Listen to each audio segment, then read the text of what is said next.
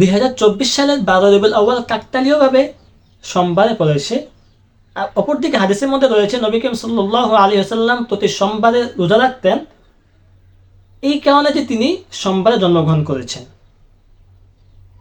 তাই যেহেতু 2024 সালে 12 রবিউল আউয়ালটা কাকতালীয়ভাবে সোমবারে পড়েছে, আপনারা পারতেন নবীজির সেই হাদিসের উপর আমল করতে। আপনারা পারতেন যে নবীজির গোটা জীবনে যে একটি আমল ছিল, যে একটি সুন্নত ছিল, যে সেই সুন্নতের উপর আপনারা আমল করতে পারতেন।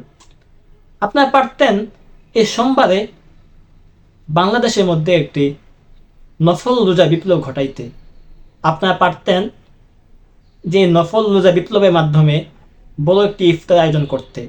এই নফল রোজার মাধ্যমে আপনারা দেশের মধ্যে একটি রোজার বিপ্লব ঘটাইতে পারতেন।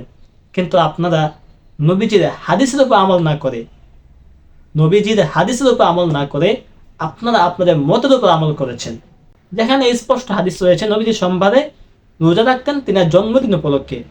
অপরদিকে আপনাদের দাবি 12 রবিউল আউয়াল নবীজির জন্মদিন, সুতরাং 12 রবিউল আউয়ালটাও নবীজির হাদিসের দিন অনুযায়ী মিলে গেল।